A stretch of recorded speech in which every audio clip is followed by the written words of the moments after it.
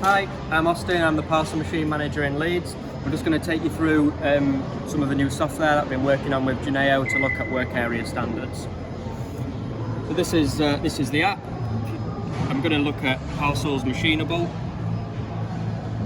You can see down the side there's all the other Royal Mail functions, and these are the live standards for the parcel sorting machine.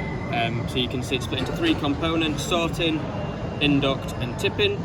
You can see when it was last updated, and you can also see who the owner is of the process. Okay, yeah. So I'll just take you to the skills matrices now. So here we've got the PSM team split up into operators, and you can see where they are for their training in terms of the tipping, induct and sorting processes. This red section down the bottom says that since they were last trained, the standard has changed, and this orange mark here tells you that they're trained, but they haven't been signed off in the system. We go into process confirmations now, so I'd like to select a process confirmation. There we go. So here we've got some process confirmations, so we've got one for the induct and one for the parcel sorting. These are two upcoming process confirmations that I might do for the day, for operator 9 and operator 3. So quite often when you're on the parcel machine, you want to do a quick process confirmation for performance or safety. The quickest way to do that is take your camera, take it to the QR code for a process confirmation. Select the tab, takes you straight to the field where you need to go, and it selects process confirmation. So start a process confirmation. I want a process confirmation on myself, and sorting, start a process confirmation, and I can quickly go through that. Can you just press that and show us what it looks like, Austin? So once the process confirmation loads, it takes you through a selection of questions. For example, safety first, is the OPG wearing steel toe cap shoes? Mark it correct. High visibility vest? Correct. Do a quick observation. Is the OPG only pushing one York at a time and following the correct manual handling techniques? Correct. And then down here gives you a few selections for any big hazards or risks, quality measures, and any images to support that documentation as well. So that's the phase 1 complete. So we're going into Jazz 1. Checking the setup of the area. Is it set up correct? Some key points and some reasons why there, and you can add some comments in to the process to review. Again, is the sort plan selected correctly? Okay, next. Okay. Next again, and then you go into the next stage of the process. Okay, thank you. Excellent. The next section take you into continuous improvement area.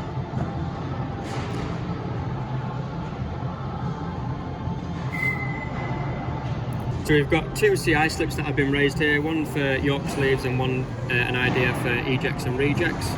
You just select that to have a look at what the idea was. So in here you can see an electronic version of a C-slip that we currently use. You can see what the impact is, whether it's quality, productivity, engagement or safety if it was like that. Gives you the title, and then it gives you a brief description of what it is. So this one's PSM ejects or rejects, currently at 25%. There's a way that we can improve parcel segregation and engagement with OPGs. And you've got some actions at the side here where you can approve it, get some more information, edit it, or say it's not suitable. Okay. And just in the corner there, if you want to add another idea, just click Add CI and you can add another CI slip. Excellent. Excellent. So Austin, if I wanted to see the area where we build up the standard, what does that look like? So here you can see that there's the 3 live standards, but if I just select draft, you can see right at the top there's one that's already been created for a draft. Click on that. This will take you to the kind of the wider knowledge of the standards, split up into other areas. I select the draft one already created. This takes you into the finer detail, so it's split up into smaller components where you can add different visuals depending on what you want to talk about, and add in videos and different key messages that you want to add. As you can see, for ensuring ensuring there are adequate damage bags stocked for the shift, it's a key point, and it gives you a reason how to do it and the reason why, and then we've added a photo here of where they should be stored. Excellent. So if I'm at the PSM and I very quickly want to access what the output from that would look like, what's the best thing for me to do? So if you just select your camera on your smart device, come over to the PSM tier board. We've got the QR code split into the 3 different functions here and 3 different work areas, either on-screen, PDF or video. I'm going to take you to a video now, so it's probably one of the better ways of instructing someone. So you put your camera over, you can see the tabs selected at the top, select that. It will then take you to a correct function and you can show the operator through the video.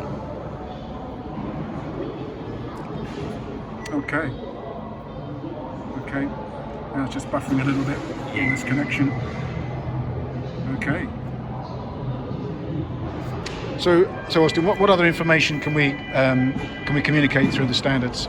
So once we're in the standard, you can see it's split up into various tabs here, the overall element sheet, and then we've got some of the key aspects here.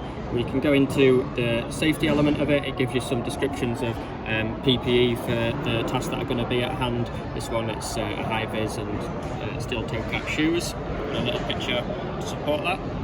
You can then go into equality, give you some key tips and some images on how to get the best out of a tip, some information on how you should prepare your sleeves before tipping. Okay. Go into the training aspect of it. You can then look at the competency level for all the operators in the team and where they are, where they sit in terms of training. You can see operator 3 fully trained, but down here at operator 9 still got a little bit of work to do on the tipping process. And if you go down to the authorization section, you can then see when and who by the GES was authorized by.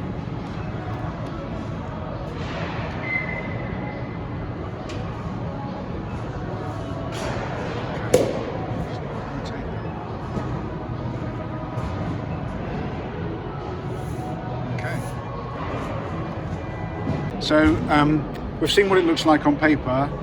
What's this on-screen view? So same again, Bob. Take a picture of the QR code.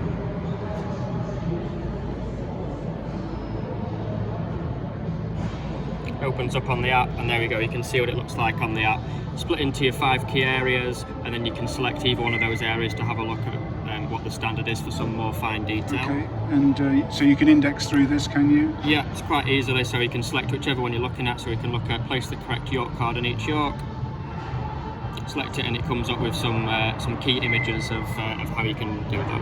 Okay.